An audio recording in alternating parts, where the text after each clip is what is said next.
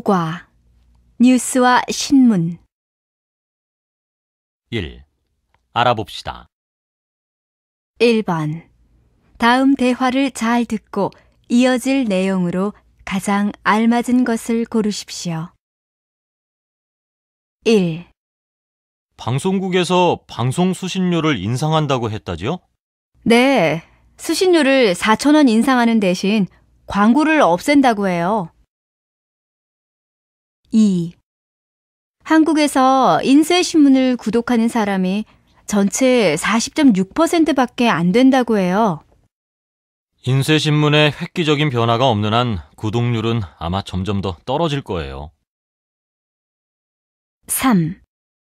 텔레비전에서 보니까 찜통 같은 더위로 유럽에서 사람들이 숨지고 말았대요. 정말 말 그대로 살인적인 더위네요. 2번. 다음은 라디오 방송 중에 하나입니다. 잘 듣고 질문에 답하십시오.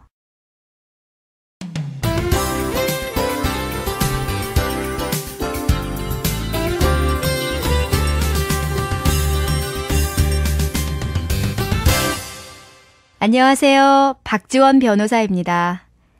지금은 인터넷 세상으로 정보통신의 발전이 눈부신데요.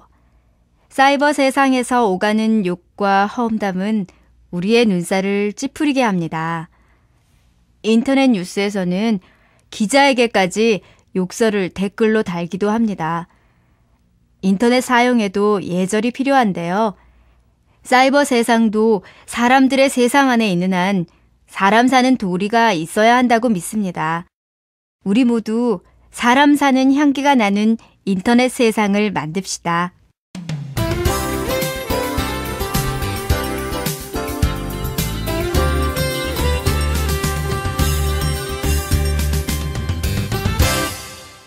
이 캠페인은 KB국민은행과 함께합니다. 3번. 다음은 사이버 모욕죄에 대해 토론하는 대담 프로그램의 일부입니다. 잘 듣고 질문에 답하십시오. 오늘은 사이버 모욕죄 도입에 대해 토론을 해보도록 하겠습니다. 사이버 모욕죄란 인터넷과 같은 사이버 공간에서 다른 사람을 모욕하는 것을 심각한 범죄로 인정하고 법으로 처벌한다는 것을 말하는데요. 이에 대해 어떻게 생각하십니까? 제 생각을 말씀드리면 인터넷 뒤에 숨어서 악성 댓글을 다는 사람들을 처벌하기 위해 사이버 모욕죄는 반드시 만들어져야 합니다. 그리고 실명을 밝히지 않는 한 인터넷에 글을 쓸 수 없도록 해야 하고 문제가 되는 댓글은 바로 삭제할 수 있는 사이버 경찰의 권리가 보장되어야 합니다. 현재 있는 법으로도 충분히 악성 댓글을 처벌할 수 있는데 왜 또 새로운 법을 만들어야 합니까? 그런 법이 없어도 네티즌들은 스스로 건강하게 인터넷을 사용할 수 있는 능력이 있습니다. 오히려 경찰이 인터넷을 통제해서 표현의 자유가 위축될 우려가 더 큽니다. 또 권력자가 여론을 통제하는 수단으로 악용할 수도 있으므로 저는 사이버 모욕죄의 도입을 반대합니다. 2. 들어봅시다. 2번. 다음 뉴스를 잘 듣고 질문에 답하십시오. 최근 몇 년 사이에 인터넷 포털 사이트의 뉴스 서비스 이용자가 급격히 증가했는데요. 포털의 뉴스 서비스의 이용자가 증가하는 이유는 편리한 접근성, 다양한 매체로부터 정보를 제공받는 개방적인 구조, 인쇄신문에 비해 우월한 속보성 때문이라고 합니다. 그러나 포털의 뉴스 서비스에 대한 논란도 끊이지 않고 있는 요즘 포털 사이트들이 자체적으로 노력하는 모습을 보여주고 있다고 하는데요. 최정우 기자가 전해드립니다. 포털 사이트의 뉴스에는 이용자의 주목을 끌기 위한 흥미 위주, 선정적인 제목의 기사가 가득합니다. 또 조회를 유도하기 위해 포털 뉴스의 제목을 실제 기사 내용과는 다르게 하는 경우도 있어 비판을 받고 있습니다. 이에 포털 사이트들이 포털 뉴스 운영과 편집에 대한 공통 기준을 마련하여 발표했습니다.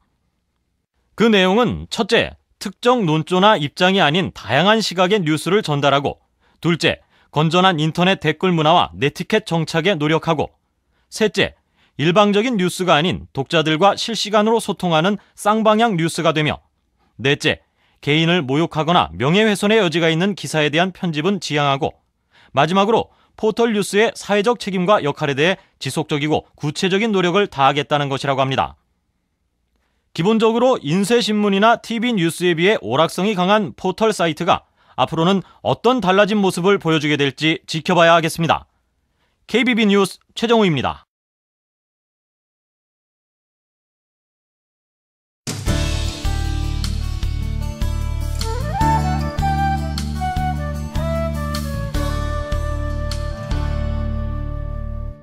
육과 역사 속의 인물 1. 알아봅시다. 1번. 다음 대화를 듣고 맞는 것을 고르십시오. 1. 민준 씨는 존경하는 인물이 누구예요? 저는 슈바이처 박사를 존경해요. 흐엉 씨도 아시다시피 그분은 아프리카에서 의료봉사를 함으로써 어려운 사람들을 도우려고 했지요. 참 훌륭한 분이시네요. 그래서 노벨 평화상도 수상하셨나 봐요. 네, 정말 훌륭한 분이세요. 훌륭한 의사이며 오르간 연주자이시기도 해요. 2. 역사 속의 위대한 인물을 우리가 공부해야 하는 이유가 뭐라고 생각해요? 그분들의 생활이나 업적을 배움으로써 우리의 가치관 형성이나 사회 발전에 필요한 귀중한 지혜를 얻을 수 있으니까요. 저도 같은 생각이에요. 실제로 학교에 다닐 때 공부한 위인 이야기는 지금도 가끔 생각이 나요. 당연하지요. 어느 나라든지 위인에 대한 이야기를 많이 가르친다고 해요. 3. 서울의 큰 도로 이름을 보면 세종로, 충무로, 율곡로와 같은 인물 이름으로 되어 있는데 그분들이 누구예요? 세종대왕, 충무공 이순신 장군, 율곡 이이 선생으로 한국 역사에 중요한 일을 하신 분들이세요. 아, 그렇군요. 한국을 빛낸 역사 속의 인물들을 기념하기 위해서 인물 이름을 도로명에 반영한 것이네요. 네, 맞아요. 현대에 살고 있는 우리들은 도로명, 화폐, 기념주화, 우표 등의 그분들의 이름과 사진 등을 사용함으로써 생활 속에서 그분들의 훌륭한 모습을 본받으려 하고 있어요. 2번. 다음 대화를 잘 듣고 질문에 답하십시오.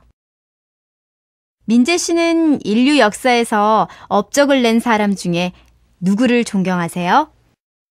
저는 에이브러햄 링컨을 존경해요. 미국의 흑인 대통령이 탄생해서 노예를 해방한 에이브러햄 링컨 대통령이 생각나는가 봐요? 꼭 그런 건 아니에요. 에이브러햄 링컨은 인권의 신장과 민주주의의 발전 역사에서 매우 중요한 역할을 한 분이세요. 만약에 에이브러햄 링컨이 없었고 노예를 해방하지 않았더라면 오늘과 같은 민주주의는 없었을지도 몰라요. 노예 해방을 통하여 인권이 신장되고 민주주의가 발전되어 인류사회의 발전이 가능했다고 봐요.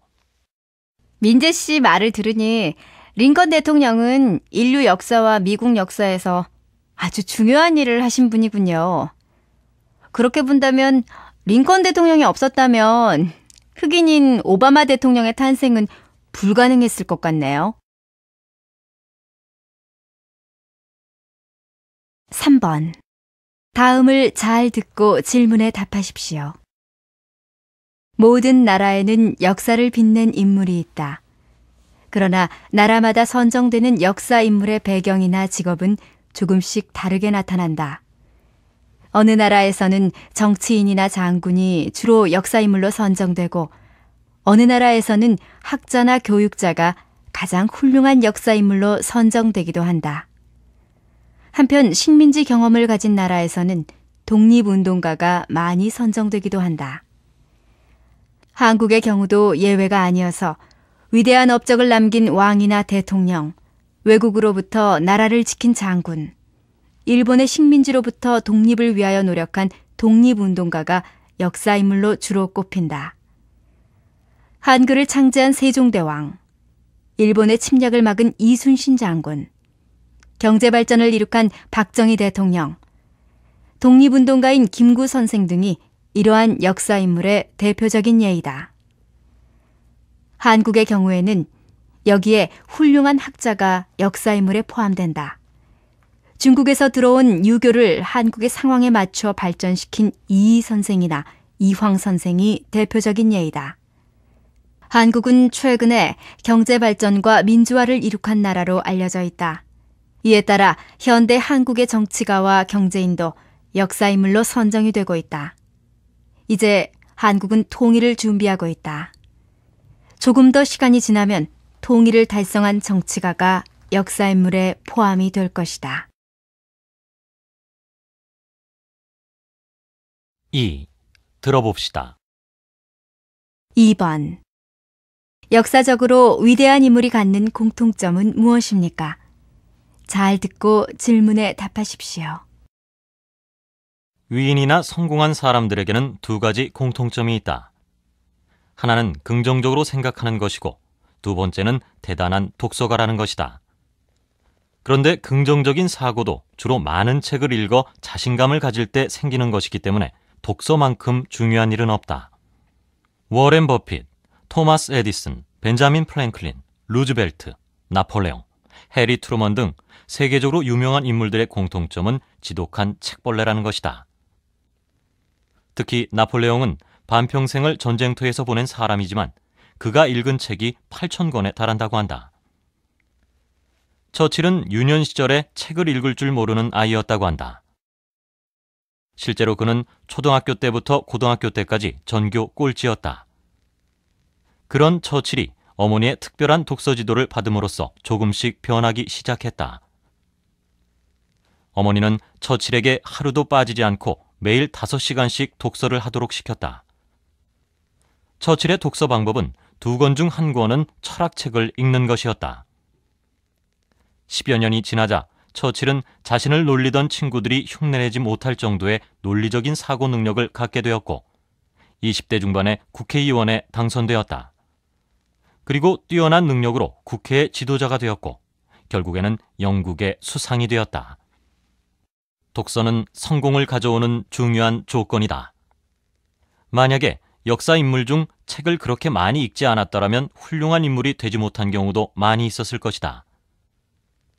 성공을 원하는 사람이라면 책을 읽는 시간을 더욱 늘려야 할 것이다. 많은 시간을 TV 앞에서 보내거나 집에서 누워 쓸데없이 시간을 보낸다면 그 사람은 성공에서 영원히 멀어져 갈 것이다.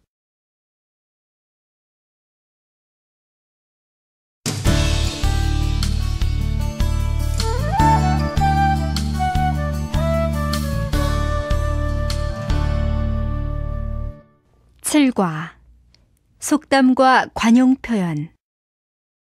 1. 알아봅시다. 1번. 다음 대화를 잘 듣고 맞으면 O, 틀리면 X 하십시오. 1. 얼마 전 회의 시간에 큰 실수를 해서 과장님께 혼난 다음부터 모든 일에 자신감이 없어졌어요.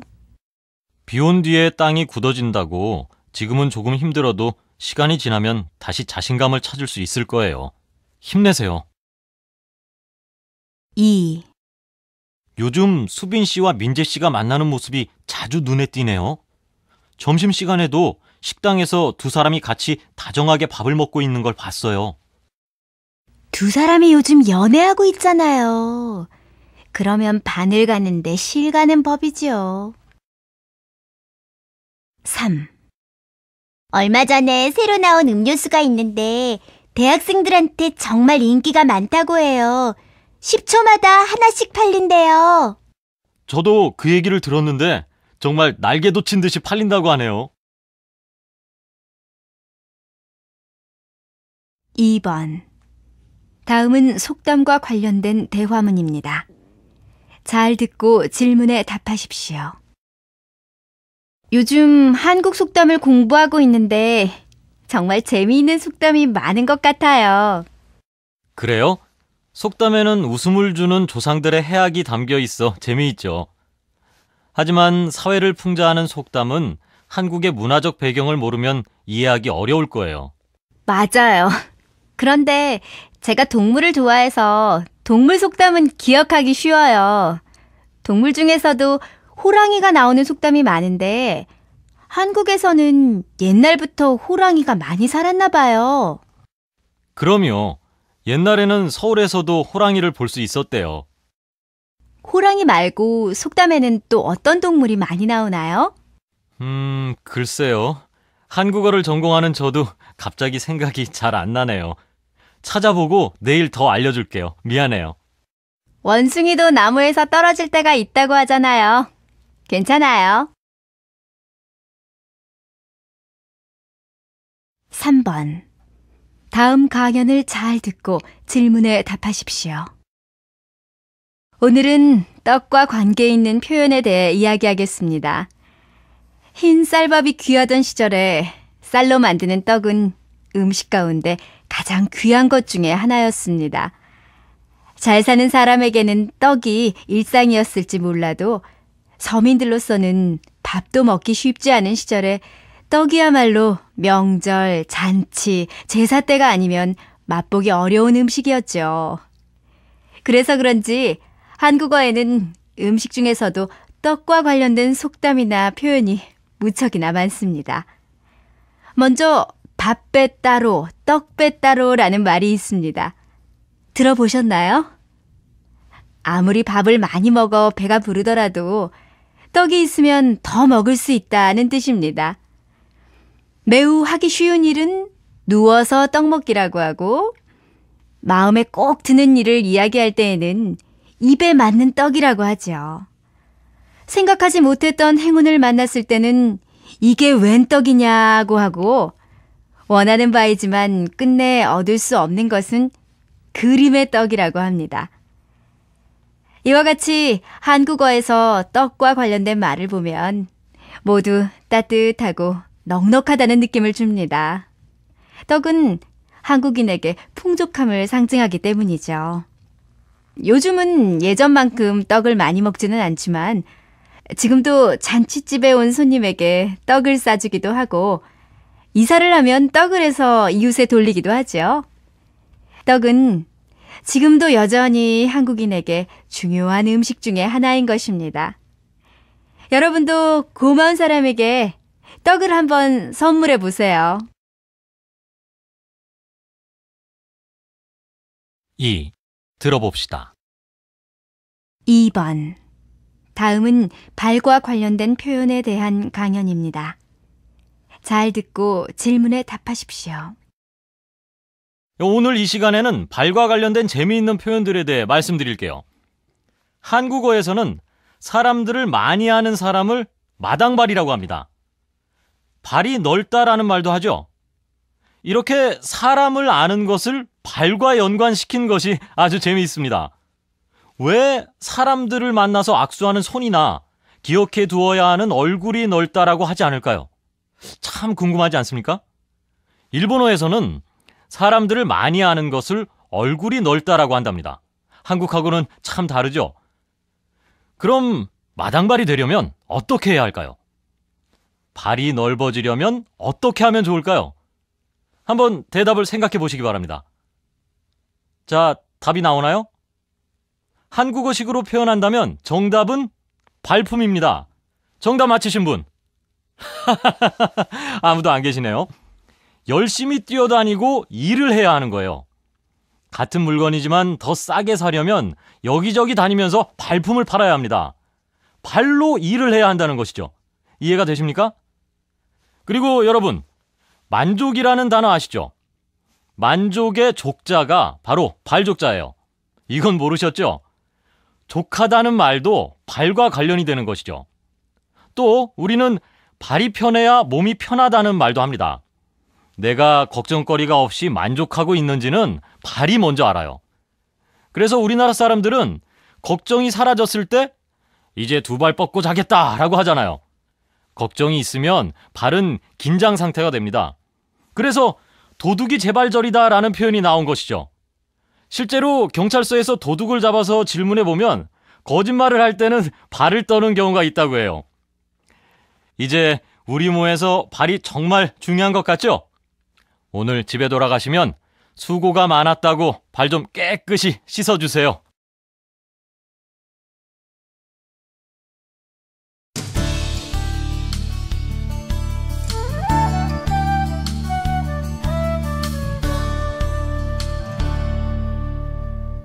팔과 광고 1. 알아봅시다. 1번. 다음 대화를 잘 듣고 맞으면 O, 틀리면 X 하십시오. 1. 수빈 씨, 저 광고 좀 보세요. 새로 나온 휴대전화인데 인터넷도 되고 편리한 기능이 많대요. 나도 하나 사야겠어요. 뭐라고요? 휴대전화를 산 지 6개월밖에 안 됐는데 또 바꾸겠단 말이에요? 2. 아직도 광고를 하네. 광고 좀 그만 나오면 안 되나? 텔레비전에서 광고 좀 안 했으면 좋겠어. 무슨 소리야. 광고가 있어서 공짜로 텔레비전 프로를 볼 수 있는데 금방 끝날 테니까 좀 기다려봐. 3. 선물을 사야 하는데 시장 물건은 품질을 알 수 없으니 안 되겠고 백화점에서 사면 너무 비싸겠지? 꼭 그렇지도 않을 거야. 거긴 아주 비싼 물건이 있는가 하면 시장보다 싸고 좋은 물건도 있어. 그러니까 가서 잘 골라봐. 2번. 다음을 잘 듣고 질문에 답하십시오. 광고 매체의 영향력에 대해 말씀드리겠습니다. TV 광고는 전체적으로 영향력이 조금 줄고 있지만 여전히 가장 중요한 광고 매체입니다. 최근 온라인 광고의 비중이 점차 커져서 이제는 라디오 광고보다 영향력이 커졌습니다. 라디오 광고의 영향력은 거의 변화가 없습니다. 3번. 다음은 라디오 광고입니다. 잘 듣고 질문에 답하십시오. 여보세요? 나야. 여기 지하철. 괜찮아. 말해, 괜찮다니까. 지하철에선 전화도 못하냐? 당신에겐 즐거운 수다지만 누군가에겐 괴로운 소음일지도 모릅니다. 저기 자리 비었어. 장애인 주차구역이네. 몰라. 먼저 왔으니까 내가 임자지. 당신의 몸은 조금 편안할지 모르지만 누군가의 몸은 많이 불편할지도 모릅니다. 얼마나 더 부끄러워야 합니까? 질서는 우리 모두의 인격입니다. 4번. 다음 뉴스를 잘 듣고 질문에 답하십시오. 드라마나 영화에서 특정 회사의 제품이나 상표, 서비스 등을 자연스럽게 보여주며 소비자에게 노출시키는 것을 간접 광고라고 하는데요. 2010년부터 이런 간접 광고가 허용된다고 합니다. 김민우 기자가 취재했습니다. 얼마 전 방송된 드라마입니다. 이 드라마에는 무려 14가지 제품이 드라마의 소품처럼 자연스럽게 나옵니다. 이 드라마의 인기 덕분에 주연 배우가 사용한 휴대전화 판매가 크게 늘었다고 하는데요. 이런 일은 최근 간접 광고가 허용되면서 가능하게 되었습니다. 간접 광고는 방송사 입장에서는 드라마 제작 비용을 지원받을 수 있고 광고주 입장에서는 광고비를 적게 쓰면서도 제품에 대한 이미지를 높일 수 있다는 점에서 양측이 만족하는 방법입니다. 그렇지만 이런 긍정적인 면이 있는가 하면 드라마의 흐름이 방해를 받거나 내용이 상업적으로 흐를 것이라는 우려도 나오고 있습니다. 2. 들어봅시다. 2번. 다음은 간접 광고의 득과 실에 대해 토론하는 대담 프로그램의 일부입니다. 잘 듣고 질문에 답하십시오. 지나친 간접 광고가 문제가 되고 있는데요. 두 분은 간접 광고에 대해 어떻게 생각하십니까? 저는 너무 심한 간접 광고는 여러 가지 문제를 일으킬 거라고 생각합니다. 가장 먼저 생각해야 할 것은 보고 싶지 않아도 그 광고를 보아야 한다는 점입니다. 직접 광고의 경우 광고를 보느냐 안 보느냐는 소비자 자신이 선택하게 됩니다. 그렇지만 간접 광고의 경우는 시청자가 드라마를 보려면 안 볼 수 없을 테니까 좋든 싫든 광고를 봐야 합니다. 다음으로 걱정되는 점은 간접 광고가 청소년들에게 끼칠 영향입니다. 간접 광고에 노출된 청소년들은 성인에 비해 더 많은 영향을 받을 것입니다. 예를 들어 자신이 좋아하는 연예인이 드라마에서 최신형 휴대전화를 가지고 나온다면 청소년들이 어떻게 하겠습니까? 사지 않을까요? 그렇기 때문에 간접 광고는 많은 문제가 있다고 생각합니다. 그럼 박수진 교수님께서는 어떻게 생각하십니까? 물론 저도 간접 광고에 문제점이 있다고 생각합니다. 하지만 간접 광고는 소비자들에게 상품에 대한 정보를 제공하여 오히려 소비 생활을 합리적으로 할 수 있게 해줄 수도 있습니다. 왜냐하면 시청자는 드라마에서 상품에 대한 유용한 정보를 얻을 수 있으니까요. 그리고 사실 광고하는 입장에서는 직접 광고에 비해 저렴한 비용으로 효과 높은 광고를 할 수 있고요.